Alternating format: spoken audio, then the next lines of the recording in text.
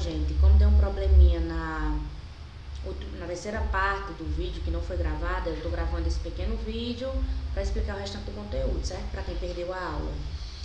Vamos falar sobre resistores SMT, que eles são aqueles resistores menores que a gente utiliza, vê mais em smartphones, tablets, notebooks, certo?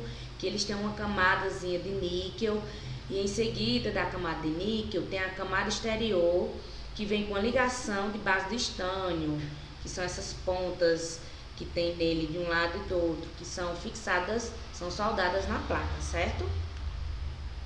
E agora vamos entrar na parte de capacitores, que também chamados de condensadores. Eles se opõem à passagem da corrente elétrica e também tem a função de armazenar a energia elétrica ou a eletrostática, certo? O capacitor ele é constituído por duas peças condutoras, chamadas armaduras, em seu interior, certo? Existem materiais isolantes, conhecidos como dielétricos, e a função do dielétrico é o que? É permitir que os condutores eles fiquem próximos, mas que não tenham contato direto. Aqui são... Professor, mas para que serve os capacitores? Além de armazenar cargas elétricas, os capacitores eles podem ser utilizados em circuitos que alimentam correntes elétricas alternadas. Professor, o que é corrente elétrica alternada? É aquela energia que a gente chega da tomada, 220 volts. Aquela corrente é alternada. Por quê? Porque ela nunca vai dar 220 volts exato. Ela pode dar 189, 222, aí cai para 190 e assim vai ficando alterado. Não é uma corrente contínua, que fica sempre naquele valor padrão, certo? Aqui são alguns tipos de capacitores. Capacitor eletrolítico, capacitor poliéster, cerâmico, o capacitor tantálio, o mica, o capacitor SMD, que é o que a gente falou anteriormente, o variável e o metalizado, certo? Vamos falar agora sobre condutores. O que são condutores? Eles possuem um valor de resistência muito baixo, geralmente na faixa de micro-ohms, ou seja, ele permite que uma corrente considerável atravesse com muita facilidade. Exemplo, fio de cobre. Esse fio de cobre que vocês estão vendo na imagem, certo? Ele é um condutor. O que são isolantes, professora? Isolantes eles são importantes para isolar aquele fio de condutor. Um dos exemplos aqui é esse PVC que passa os fios elétricos. Quando você toca no fio, você não leva choque. Por quê? Porque ele é isolante, ele isola aquela corrente para que não passe por exterior. E o que são semicondutores? Eles possuem características intermediárias entre materiais condutores e isolantes, ou seja, todo componente eletrônico, ele é um semicondutor. Capacitor, resistor, diodo, transistor, todos esses componentes eletrônicos são semicondutores, certo? Professor, o que são sensores de temperatura, MTC e PTC?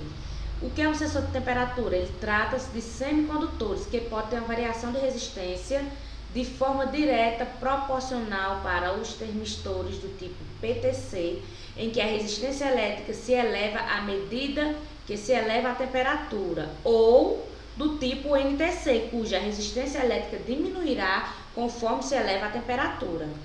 Os sensores do tipo NTC e PTC, eles operam numa faixa de temperatura compreendida entre 200 graus a 1000 graus Celsius, certo? Vamos agora verificar a questão da medida de resistência de um cobre, de um fio de cobre, certo? Como é que a gente faz para fazer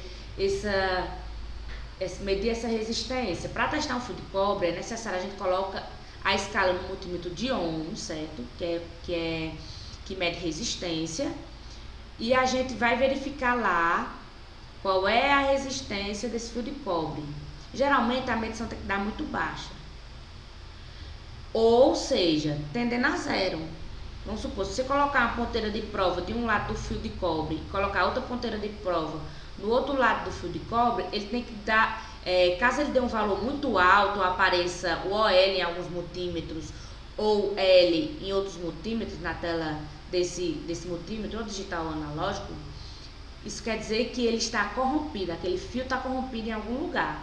Por isso que não está chegando a energia ou não está chegando a internet, certo? É dessa forma que a gente faz o teste. Agora vamos medir diodos. O que são diodos? São componentes eletrônicos que permitem a passagem da corrente elétrica em um só sentido, ou seja, ele só vai, ele não volta, ele vai do positivo para o negativo. Ele não consegue voltar do negativo para o positivo, certo? Aqui são alguns tipos de diodo.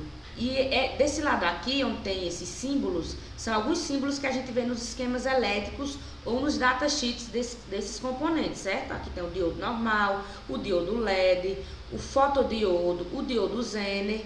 E aqui são alguns tipos de diodos, certo? O de silício, o de SMD, o de potência, o varicap, o germânio e o emissor de luz. E o que foi que a gente aprendeu hoje? Nós aprendemos o que são resistores e como medi-los utilizando o multímetro, o que é potência, o que são capacitores, os seus tipos e para que servem. Estudamos também o que são isolantes, o que são condutores e o que são semicondutores. Testamos também a resistência de um fio de cobre utilizando o multímetro. E o que mais? E aprendemos o que são diodos, quais suas funções, símbolos e tipos, certo? Então, essa é a aula de hoje, que como eu não consegui gravar na aula EAD, no dia 13, eu estou gravando novamente agora esse finalzinho, essa parte 3, para o vídeo ficar completo, certo?